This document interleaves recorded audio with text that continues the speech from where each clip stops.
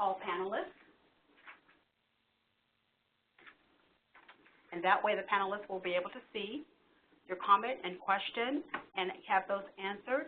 I'm going to turn this portion over to our moderator, Lauren Collins. Thank you so much. Hello, everyone, and thank you for joining us. Before we get started, just to reiterate, throughout the presentation, if you have any questions, please chat them in and make sure that you are sending them to all panelists. I will be keeping a parking lot of questions, which we will review at the end of the presentation. We will try to get to as many as possible in the order they come in. If any questions are not addressed during the webinar, they will be addressed offline at a later time. So without further ado, I'd like to turn it over to our presenter, Dr. Felix Eldred. All right. Good morning, good afternoon, everybody. Today is part 2 of our session on using directed acyclic graphs, DAGs, graphical causal models, for advancing tobacco-related research. So what I will, all right. So here are the main readings of papers that I'm going to draw on for this presentation. I will draw on a few additional readings that are cited throughout where appropriate in the slides. Good. So I trust that most of you have attended the first meeting 2 weeks ago where we introduced the basic logic of working with DAGs. But because it's been 2 weeks, I'm going to review briefly the main lessons that we have learned first. After I've done that, which really should only take 5 to 7 minutes, we're going to go through 3, more or less famous examples and pressing examples from tobacco research and show how we could start working with DAGs to sort of get a very immediate and fast understanding of the problems that may either bedevil those applications or that might shine light on famous prior findings. The first example that I will discuss is a proposal for the resolution of the smoking birthweight paradox. This is going to be using work by Tyler Vanderweel, who has analyzed this problem using DAGs as well as others. The second problem that we're going to deal with is whether smoking actually has an effect on birthweight. Research suggests that it does. The question is how can we use potentially instrumental variables in Mendelian randomization to be extra sure that smoking causes low birth weight.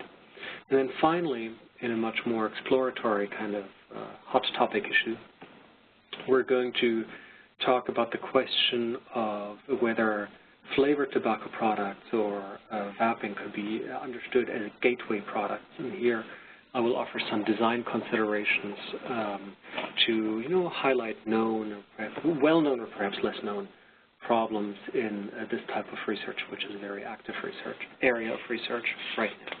Good. So much for the overview. Now let's go into our review of work. Oh, sorry, I should have said, of course, in the end we'll have time for questions. So last time we have met DAGs. DAGs are graphical causal models. They look like this, and we learn to interpret them as non-parametric structural equation models. That's very technical language, but really that just means that the DAG is a graphical representation of the qualitative causal relationships between variables in the data generating process. So the DAG consists of variables, it consists of direct causal effects, and it consists of absent causal effects. That is, there are some arrows missing in this DAG.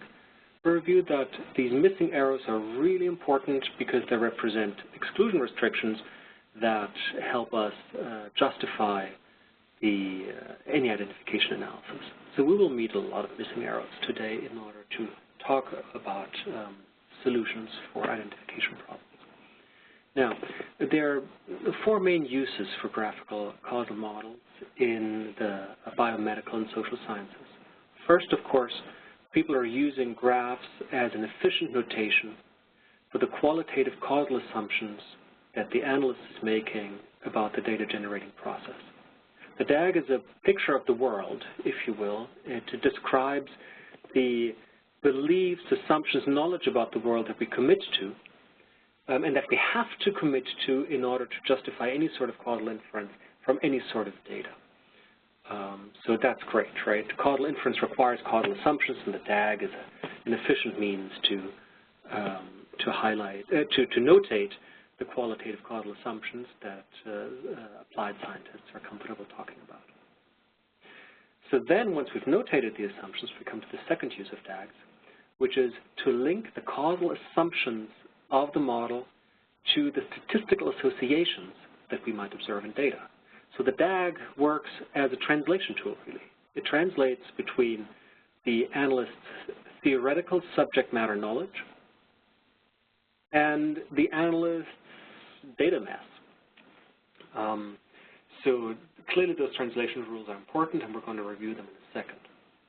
Third, once we've understood which associations in the world could be originating from the causal model, if our assumed causal model is true, then we have everything we need to support causal identification analysis. That is, assuming that our assumptions about the world are true, we can ask which associations in the data represent the desired causal effects and which ones are not causal effects.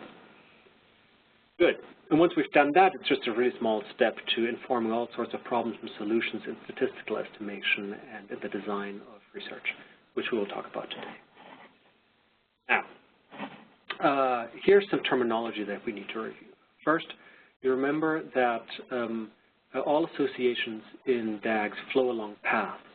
And paths are really any non-self-intersecting route between two variables. Now, importantly, we distinguish between causal paths and non-causal paths. Causal path from a treatment to an outcome is a path that points strictly away from the treatment and strictly toward the outcome. So in this DAG here, if T is the treatment and Y is the outcome, then we only have one causal path, namely T to Y. A non-causal path between a treatment and an outcome is any path where you travel against the direction of the arrows at least once.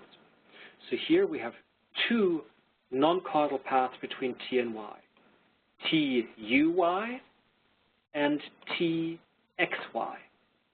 These non-causal paths are important because they represent potential sources of spurious association. In other words, the non-causal paths are the sources of bias in our analysis. And then finally, we met a type of variable called a collider variable, such as T. And a collider variable is a variable into which two arrows point along the path. So let's look at T. The variable T is a collider on the path from X to U to Y, because on that path from X to T to U, two arrows point into T. That makes T a collider. Now, all right. So this is the last review slide. You remember that the analyst needs to know how causation relates to association in order to infer causal effects from our observed data. The only thing we can observe in data are associations, so covariances, correlations, regression coefficients. Those are all measures of association. And we want to know under what conditions our, say, regression coefficients or other measures of association have a causal interpretation. So here's the process, just in brief. The first step is to note that the causal effects in the data generating process, so the causal effects that you've notated in the DAG, give rise to observable associations in the data. Now, how do they give rise to it? Well, they give rise to them by making association flow along paths. Now, it turns out that only open paths transmit association, whereas closed paths do not. Hence, we ask, which paths are open, which ones are closed?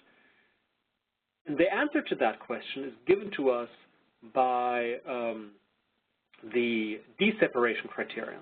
The D-separation criterion, which we introduced last time, determines whether a path is open or closed. Now, the D-separation criterion itself can be kind of unwieldy, but particularly if you're new to using DAGs, it's important to remember that the D-separation criterion is just a fancy way of putting together three basic rules of association. Because it turns out that all associations between two variables originate from three causal three causal structures.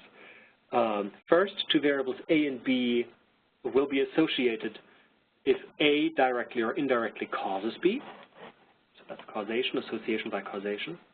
Second, two variables A and B will be associated if they're caused by a common cause, C. So that's the structure of association by confounding. And third, and that's the hard one, two variables A and B will be associated if we condition on a common effect, C, or a descendant of a common effect, D. This is the structure of endogenous selection bias. So again, the point here was that two variables A and the association between A and B will change if we condition on a collider between them, or on the descendant of a collider between them. Good. So then finally we've said that we can identify the causal effect of the treatment on the outcome if we can isolate the association that flows just along the causal paths while closing all the non-causal paths between treatment and outcome. So that's the goal here. We want to condition on a bunch of variables to close all the non-causal paths and leave all the causal paths open. We're done with review now. Okay. So now let's see if we can use these basic rules of working with directed acyclic graphs in order to shed some light on some important tobacco research-related problems. So the first example that I want to discuss is Tyler Vanderweel's analysis of the birthweight paradox. The following slides are closely based on Tyler Vanderweel's paper. So, okay, so here's the setup, as of course you are well aware. Yerushalmi, about 40 years ago, described what's now known as the birthweight paradox, which really describes a set of rather counterintuitive findings. First, it's well known, indubitably documented with empirical research, that maternal smoking during pregnancy is associated with both low birth weight and increased neonatal mortality in the aggregate.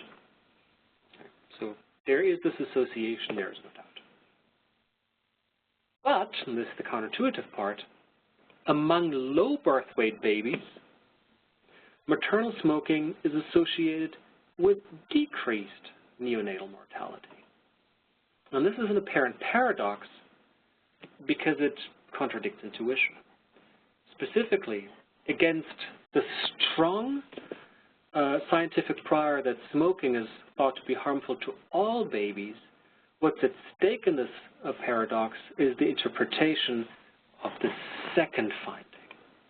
So the question is smoking in fact beneficial to low birth weight babies, or is this association perhaps the result of a methodological artifact? So a number of scholars have suggested solutions to this problem. I will review here the one that is that has gotten a lot of play in recent literature and has assumed an important place in working with DAGs in this type of research. So here's one explanation. One explanation is that perhaps this positive association between maternal smoking and infant survival among low birth weight babies is an artifact that's owed to selection bias by stratifying an intermediate variable. So let's first look at this DAG here and see what it means, and then we're going to analyze it. Okay. So this DAG consists of 4 variables. S is maternal smoking.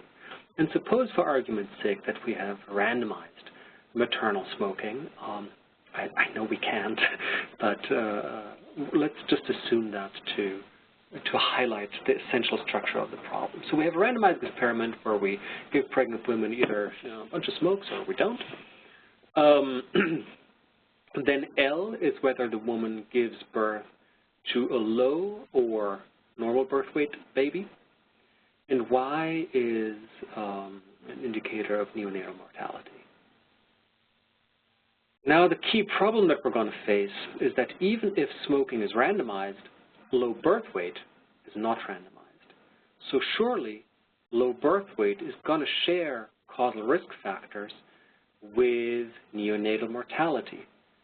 For example, this common risk factor of L and Y, U, could represent malnutrition, birth defects. So the story here would be that if U is malnutrition, well, certainly malnutrition will affect low birth weight, but malnutrition will also affect neonatal mortality. Same for birth defects. Okay. So the point here is that even in a randomized experiment where we have no confounders of our treatment S, intermediate variables are usually not randomized and may in fact be confounded by unobservable. So what does that do? Why is that a problem? Well, recall that the analysis stratifies on L. Actually, there should be a box around the L here because I want to denote that we're stratifying on L, right? We're now restricting the analysis to low birth weight infants. So we've stratified or controlled or conditioned on L. And what does that do? Well, note that L is a collider variable on a non-causal path from S to Y. That path is S to L to U to Y. Does everybody see that? Okay, good. So L is a collider on this path because 2 arrows go into L at this point. Now remember what happens when you condition on a collider. Conditioning on a collider opens the path that goes through the collider and induces an association between the collider's immediate causes. Thus, conditioning on L will now open up a non-causal association between S, U, and Y, such that the conditional association between smoking and birth weight, conditional on low birth weight, is no longer purely a causal association. It has a spurious component. Now, if this path that we've just opened up is negative, then the association between smoking and neonatal mortality, giving low birth weight, could become negative even if the true direct causal effect of S on Y is in fact positive. Words, conditioning on L could suggest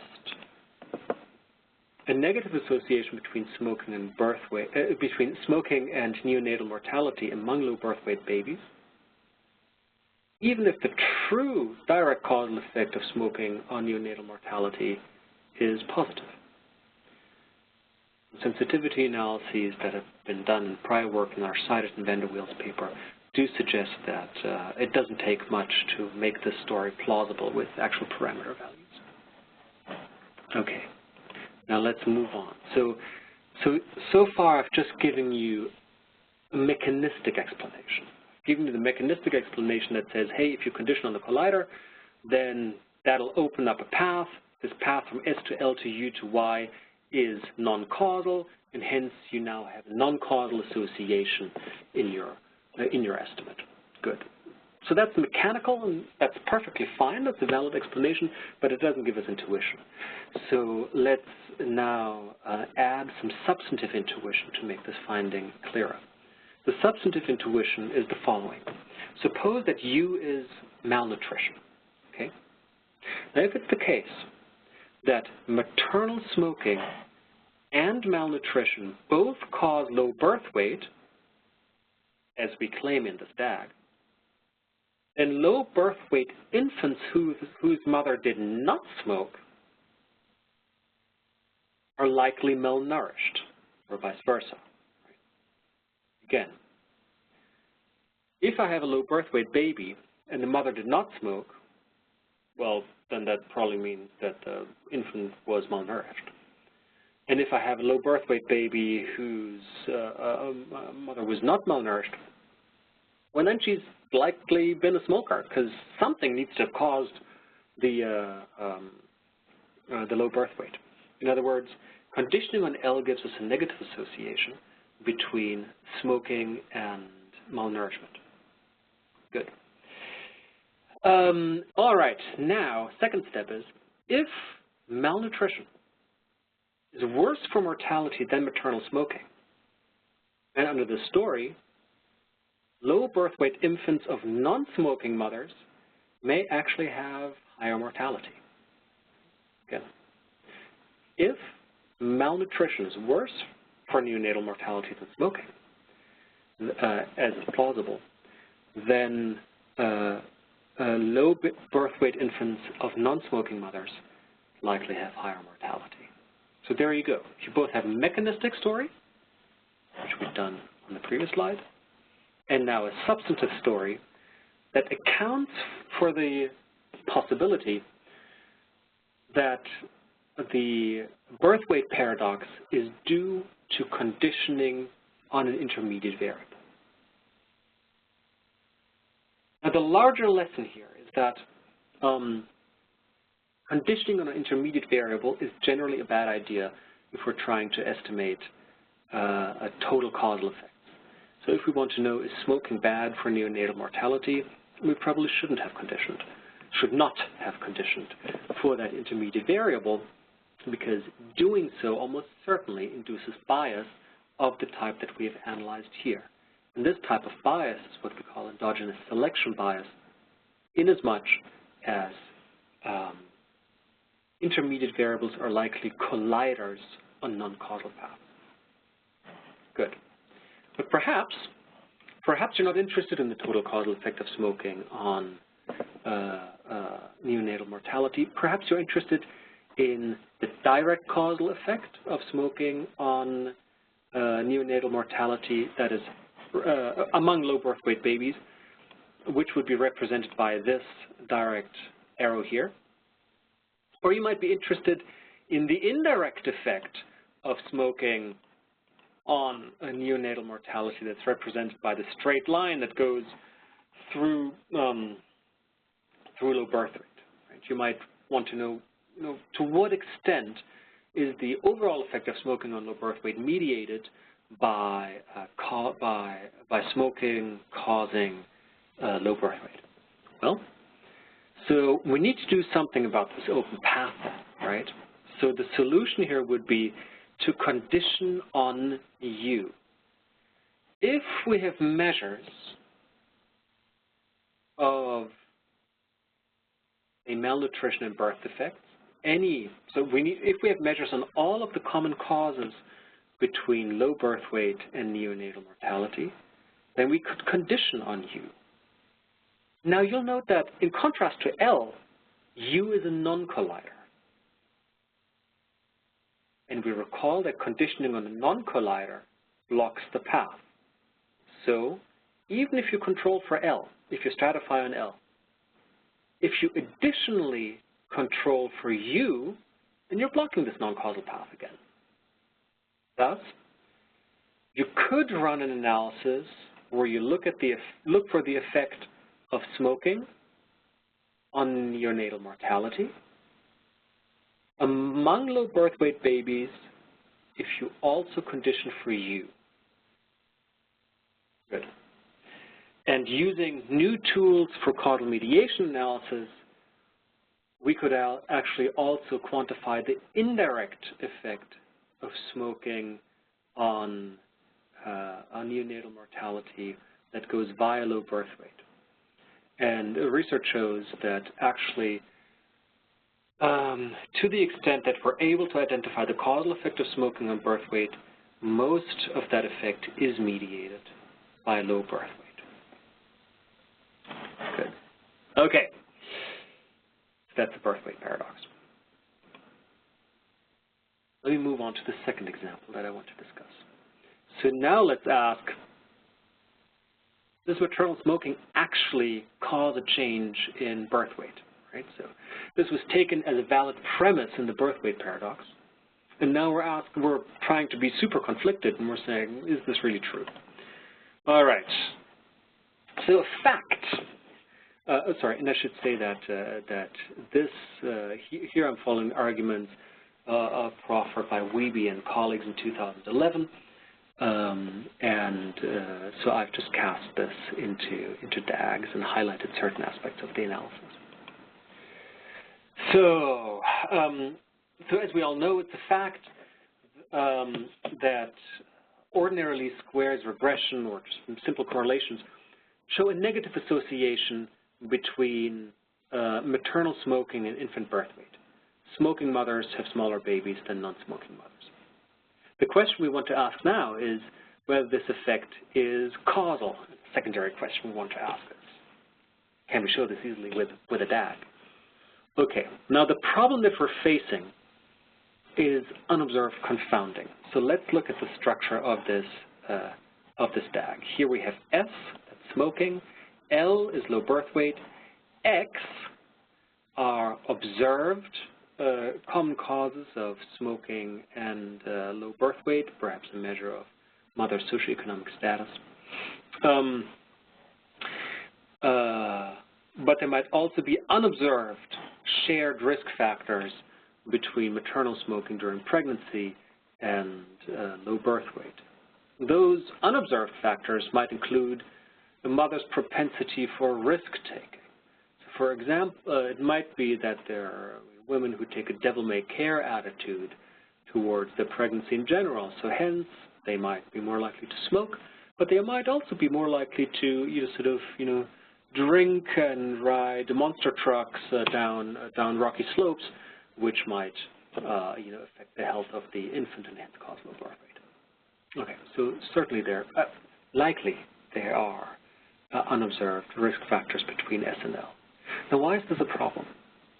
This is a problem because if we're running an ordinary regression model, we can only control for variables that we actually observe. Now, let's see what now we're going to use the rules that we've learned to see the components of the overall association between smoking and low birth weight. The overall association is a composite of three things. First, smoking and low birth weight may be associated because smoking causes low birth weight. Second, they may be associated because of observed risk factors, confounding, and they may be associated through this open path that goes through U factors. Now, in a regression model where you control for X, controlling for X would block the non-causal path from smoking to low birth weight because X is a non-collider. Non-colliders, conditioning on non-colliders blocks a path. But we can do nothing in regression about the U. The problem is that S to U to L is a non-causal path that is open, and the only way to block it would be to control for U. Don't observe U. So we have a problem. Hence, after controlling for observed confounders, the association between smoking and low birth weight may only partially be causal, and additionally be partially spurious due to this open path from S to U to L. So what are we to do? Well, one strategy could be to theorize the content of U. So once we know that unobserved risk factors are a problem, we could try to figure out what those unobserved risk factors are, apply for a beautiful grant, and actually collect data on U. But suppose you can't do that. Perhaps you're not sure what U is, and if we don't know what U is, then we can't very well collect data on it, much less condition on it. So one proposal would be to solve this unobserved confounding issue for the use of an instrumental variable. In the past, people have used prices as an instrument, and here I'm going to review the Weeby study, which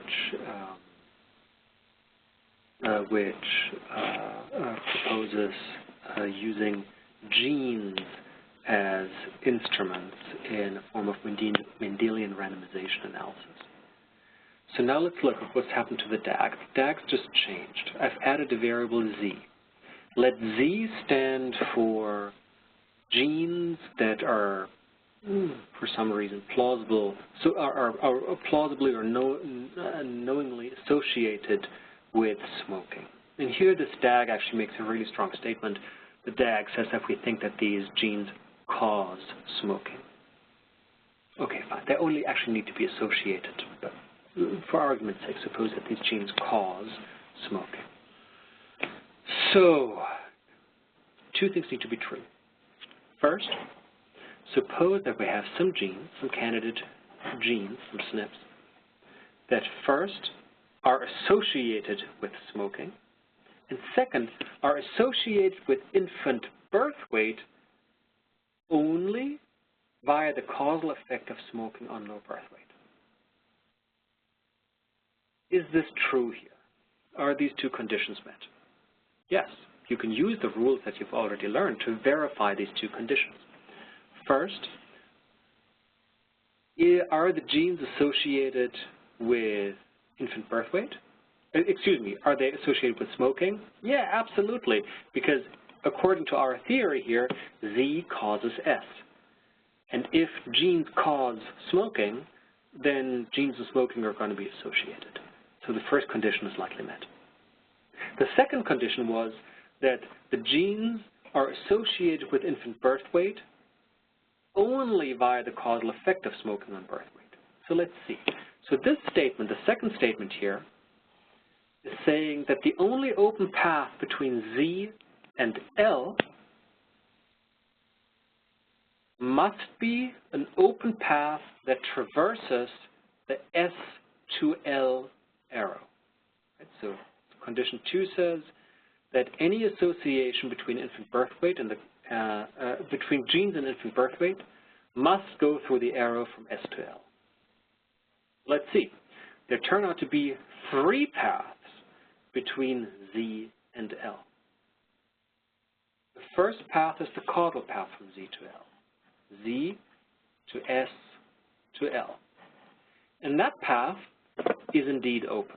So yep, it's true that the genes are associated, under this theory, with birth weight via the causal effect of smoking on the birth weight. But there are 2 other paths. There's the path from Z to S to U to L, and the path from Z to S to X to L. Well, the question you want to ask yourself is whether these paths are open. And the answer is no, they're not open, because on both of these paths, from Z via U to L and Z via X to L, the path goes through S, and S is a collider on those paths. So as long as you don't condition for S, these 2 paths via U and X will remain closed. So there you go. Under this assumption, genes Z meet the 2 instrumental variables from assumptions. So far, so good. Now, further suppose that the effects are linear and homogeneous. Okay, so you don't really need to make that assumption, but it makes it easier. So suppose that that's the case. If that's the case, then we can use these candidate genes as an instrumental variable that can identify the causal effect of S on L, of smoking and on low birth weight. And the idea of this is that we can identify two causal effects here. We can identify the causal effect of the genes on low birth weight, right? That's just the path alpha times beta in this DAG. And we can identify the causal effect of genes on smoking, which happens to be just beta, just alpha. So then you have these two estimates. The effect of Z on L is alpha times beta, and the effect of Z on S, that's alpha. You divide one over the other, and you have an estimate for beta, your desired effect of smoking on low birth weight. And this operation is going to work even if you have unobserved confounders U. So what's the intuition here? The intuition is that under this model, these genes are kind of random. So you have some randomly induced variation in your treatment smoking, and you're going to use only the variation in smoking that's been randomly induced by Z in order to estimate the effect of S on L. That's why we call instrumental variables analysis a quasi-experimental technique. We are not able to randomize smoking, but we are using randomization that happens in nature, namely the presence of certain genes that may affect the likelihood of smoking. Good, so that's it. That's justification. Now, the next question that you need to ask here as you're working with DAGs is the DAG actually plausible? You'll remember that causal inferences from data are only as credible as the causal assumptions that you've put in. And our DAG here makes some really strong assumptions about the structure of the data generating process. And perhaps you don't believe these assumptions. If you don't believe these assumptions, you might not believe the analysis. So let's see. It turns out that Werby and colleagues have provided a careful discussion for how different data-generating models may imperil their analysis. So I want to review their arguments with graphs. So first, IV estimation will break down if the candidate instrument genes exert an effect on low birth weight that is not mediated by maternal smoking. This is known as the problem of pleiotropy. Yeah, perhaps the genes affect smoking, but they might also affect all sorts of other things which could lead to low birth weight. If that were the case, then we would have what's known as an exclusion violation, a violation of the assumption that Z affects L exclusively via S. So you could do some algebra and show that if you had this new arrow from Z to L, called gamma, then the instrumental variables estimator would evaluate to, well, alpha times beta plus gamma over alpha, which most assuredly does not equal desired causal effect beta. So with this formula, we can even see if the bias is going to be large or small. And it turns out that the bias is going to be large if the direct effect of Z on L is large, because we would blow up the numerator of the term. But it would also be large if the effect of Z on S alpha is really small, because a small denominator also blows up this ratio. So how do Wiebe and others deal with this problem? They deal with the problem by saying that they've searched the literature and they haven't found any known pleiotropic effect of smoking genes on birth weight via any other mechanism but low birth weight. So, of course, this is not proof that the arrow from S to L is not there, This is what we would call identification of, I'm going to use a really harsh term, and I don't mean to be overly critical, but we do call it identification via ignorance, right?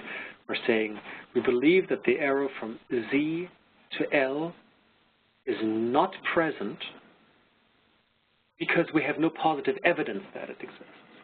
Well, of course, for science, that's a good way to go about it, but we might have to revise our judgment here if new research suggests that the smoking candidate genes may affect neonatal mortality via mechanisms other than low birth weight.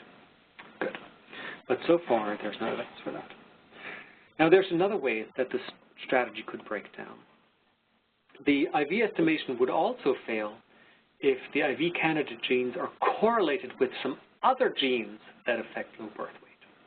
Okay, so it could be that our candidate gene Z1 is associated with some other genes Z2 that we don't control for, and hence we would now have a non-causal association between Z1 and L that goes through an open path, a mechanism, other than S.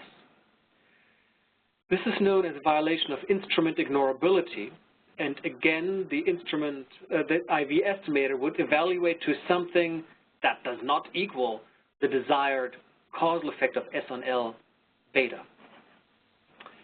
Now, how do we deal with this? Again, we need to resort to theory and prior knowledge and ask whether our candidate gene Z1 may be plausibly associated with some other genes or other factors that might themselves cause low birth weight. And so the key candidate here would be problems of a linkage disequilibrium between our candidate gene Z1 and some other genes that we have not considered. And here again, using a review of the literature, Wiebe and colleagues argue that there is currently no positive evidence for such correlation to exist. Okay, good. So if that's the case, then we don't have to worry about this relationship, and we're back to our original scenario where we can use the smoke candidate genes as an instrumental variable for the effect of smoking on low birth weight. So the overall lesson that I wanted to draw in this example is that we can use DAGs to think about the problem of observational identification with OLS regression. We can also use DAGs to develop some intuition and probe the substantive plausibility of quasi-experimental techniques such as instrumental variables analysis. Using DAGs for IV is fairly exhaustively treated in Judea Pearl's book, Causality, published in 2009. Okay. And now, I want to go through our last example. That's much more exploratory in nature because, this is not a settled issue. Oh, I should have said that, this Wiebe study also finds that smoking reduces birth weight. In fact, they find a really small effect, like other instrumental variables analyses before them have. Okay, so yeah, we still believe that smoking causes low birth weight. Now, let's talk about gateway tobacco products. So this is a hot question right now, as I'm sure you're aware. The question is, are flavored tobacco products and e-cigarettes gateway drugs that initiate youth into smoking and that increase adult tobacco smoking rates? If so, what are the causal elements in this process? Now, there's a growing amount of empirical evidence, mostly descriptive, that has raised the specter that these flavored, or like that the tobacco products that are not conventional cigarettes may play a role as gateway drugs. So some stylized facts are that the majority of current tobacco users got started with a flavored tobacco product. So over 50% of current smokers, young current smokers, got started with flavored products. Another piece of evidence is that menthol cigarettes are especially popular among the young, and their relative use compared to, old-fashioned conventional cigarettes is increasing. but there's also been critical literature reviews in the literature that argue that the structure of this gateway hypothesis is as yet under-theorized. Well, that's a nice thing, because we can use DAGs to sort of think about causal structures. So let's do that. So the gateway question has both descriptive and causal elements. I've given you some descriptive findings already. I'm not going to address those. Here I want to focus on some causal questions. I think, researchers in this field think that there are at least two important causal questions about the use of flavored products for tobacco initiation. So the difference between these questions is whether we want the treatment to be the type of product first consumed, or if we want the treatment to be the availability of certain products. The first question would be, what's the causal effect of first consuming flavored tobacco products versus conventional cigarettes versus no tobacco consumption at age 14 on the number of cigarettes smoked at age 20? So here the treatment takes three values. At age 14, either consume a flavored tobacco product, or consume a conventional cigarette, or do nothing. Then we want to know what these. We want to know the effect of a choice between these three options on the number of cigarettes smoked at age 20. So that's the consumption question. So the availability question is really quite different.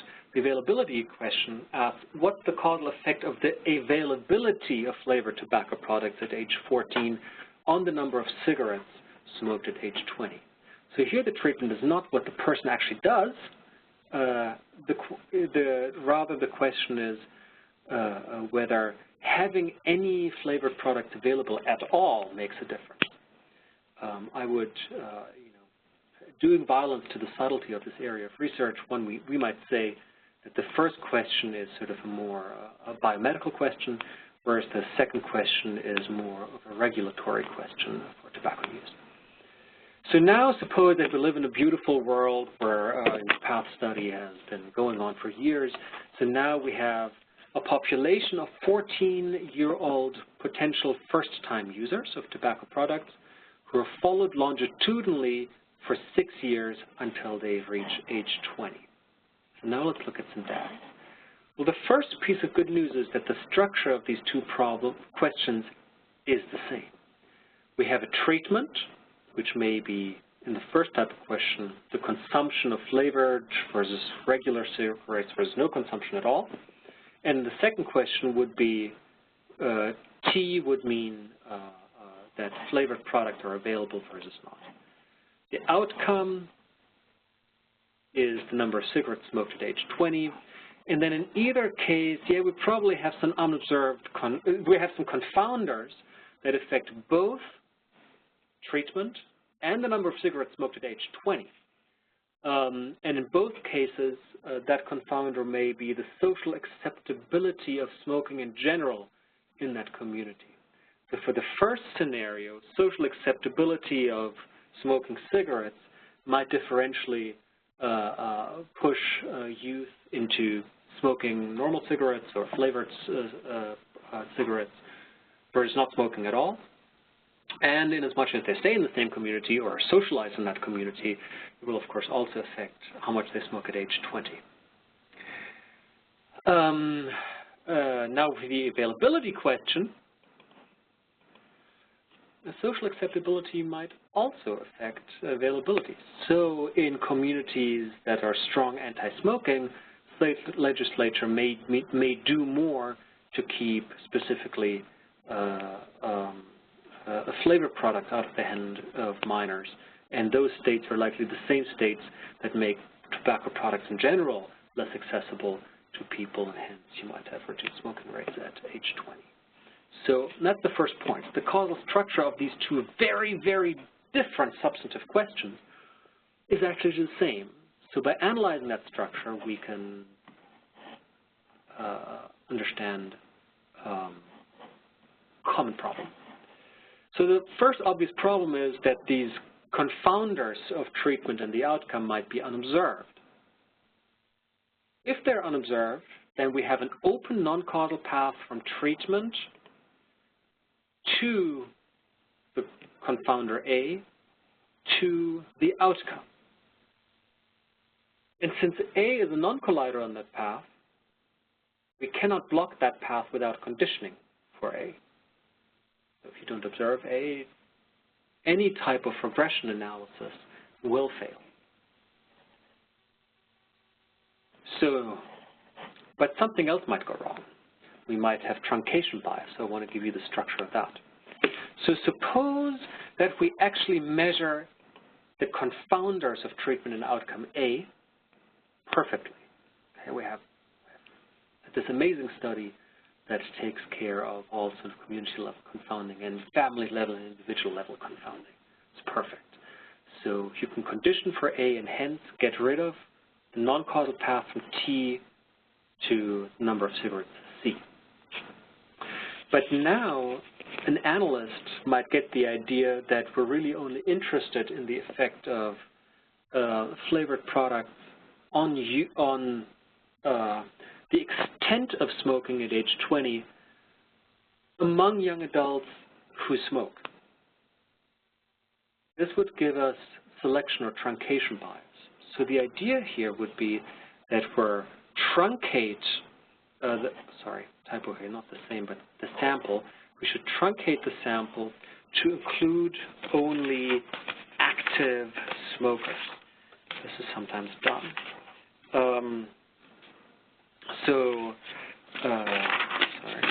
Correct this. Okay. So what would happen? Well, what would happen is that we're creating truncation bias. Note that the outcome is always a collider between the treatment and all other idiosyncratic causes of the outcome, which we call the error term. Further, recall that conditioning on a descendant of a collider is qualitatively the same as conditioning on the collider itself, in that S is a descendant of the collider C. So conditioning on S will induce an association between treatment and the error term on the outcome. Now, this association will now amount to the creation of a new path, such that conditional on sample truncation, we now have a new non-causal path from treatment via the error term to the outcome, such that the association between the use of flavored tobacco products and smoking at age 20 will not have causal interpretation if we only look among active smokers at age 20.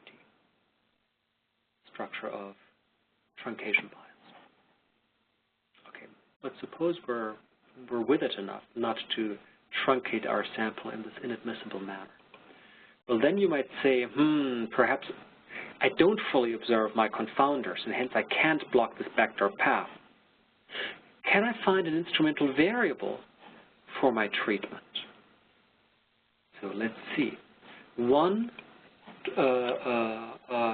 instrumental variable that's kind of popular in tobacco research is the price, or rather the price differential between different smoking choices. So we might live in a world, the real world, where not smoking is really cheap. Smoking flavored tobacco products or e-cigarettes is, e-cigarettes is relatively affordable, and smoking conventional cigarettes is the most expensive of all. So therefore, the price of these different tobacco products might induce variation in what initiation product the youth chooses at age 14. Now, for P to be a valid instrument for T, we've already seen that it must be true that first, price is associated with choice of tobacco product, and second, it must be true that price is associated with smoking at age, with the number of cigarettes smoked at age 20, only via paths that lead through the causal effect from product choice to smoking at age 20. Now, the first condition is likely true. We know that the more expensive smoking gets, the less people consume. Even addicts are rational. This, by the way, is true even in the heroin market.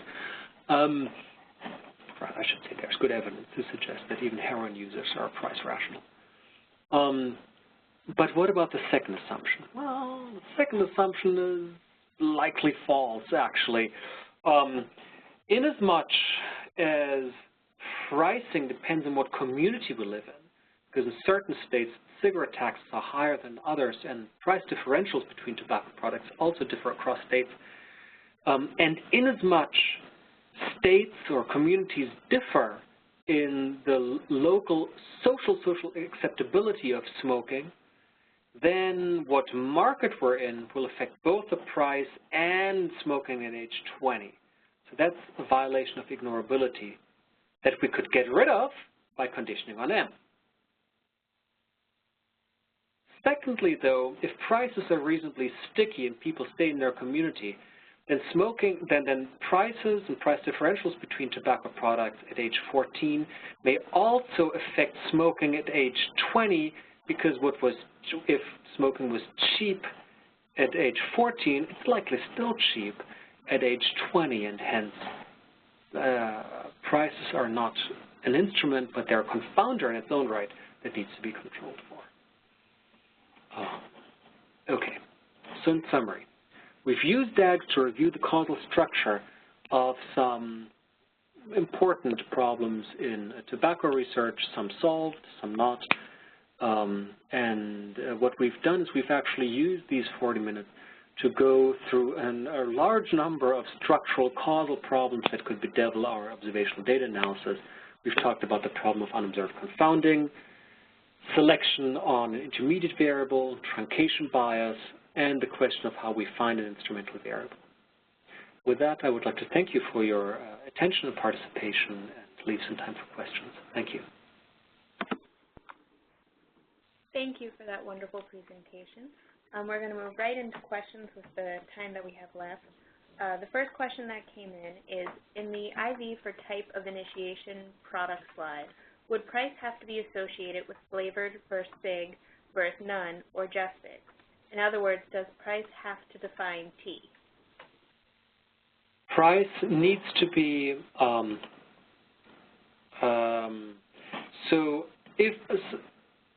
so price needs to differentiate between the product choices. So the choices that we've hypothesized here are the choice of not smoking at all, smoking flavored products versus smoking tobacco products. Now, if our theory is that the choice between flavored and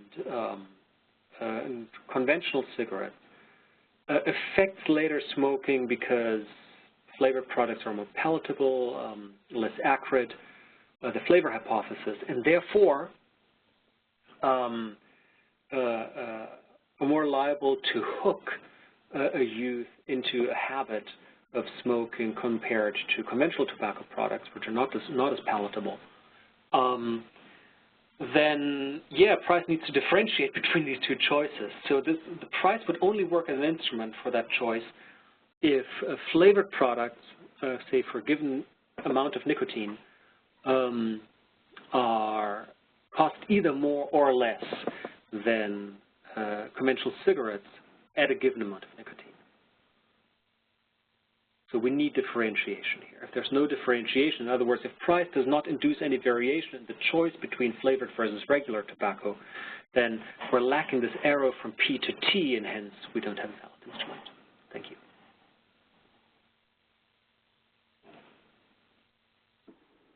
The next question, given that this is a longitudinal study, are the associations hazard ratios or odds ratios? That doesn't matter. I mean, the general, the choice of, excuse me, I'll revise. So in the structure of the problem here, I said the outcome is how many cigarettes somebody smokes, say, on their 20th birthday. So that would actually be a metric outcome. We would run a linear regression on this. Now, if we change the outcome and we asked what's the effect of any smoking at age 20, we'd have an odds ratio. And if our outcome would be, if our question would be, what's the effect of choosing flavored versus nothing versus conventional tobacco at age 14 on the duration of maintaining the smoking habit, then we would likely sort of have a duration outcome and use hazard ratios.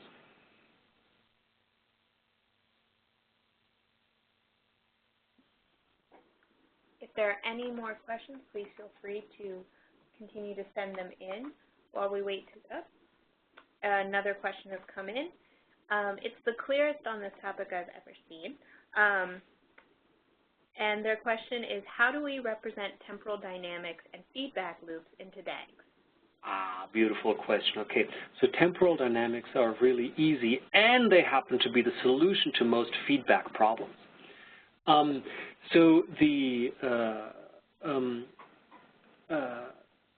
in my examples, I've just ordered the variables in time.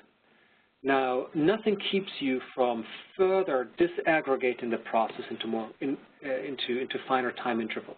So instead of defining T as smoking versus not at age 12, we might have a temporal subscript on treatment and ask smoking or not at age 12, smoking or not at age 13, smoking or not at age 14, and so forth, right? So I have lots and lots of different T's. Now, most feedback loops, and certainly most instances of so-called simultaneity, can be resolved by articulating the effect in time. So when we're saying that, oh, you know, treatment affects the outcome, but the outcome might also then in turn affect the treatment, then usually what we mean is that treatment at time 1 affects the outcome at time 2, and outcome at time 2 affects the treatment at time 3.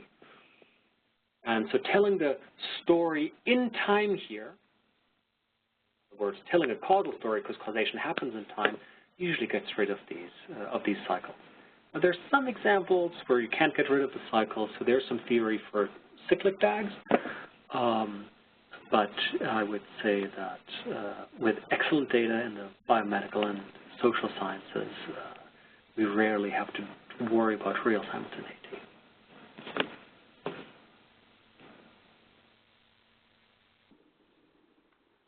If there are any additional questions, please submit them. While we wait to see if any additional questions come through, just want to make a brief announcement for next week's webinar session. It's the last in this series, and the presentation is titled Estimating Causal Effects when Analyzing Data from Clinical Trials, Example of Very Low Nicotine Content Cigarettes. Registration is open, so please register, and we hope that you will join us next week, Wednesday, March 1st from 1 to 2 for the last in this series. Additionally, you will notice that poll questions will be open as well. If you could take a few moments to complete those, that would be very helpful as we continue to try to meet your needs as best we can through the CECTR webinar series. I don't see any additional questions coming through, so at this time I want to thank everyone for attending, thank our presenter for 2 wonderful presentations and for fielding all of the questions, and we hope that you all will join us again next week. Thank you.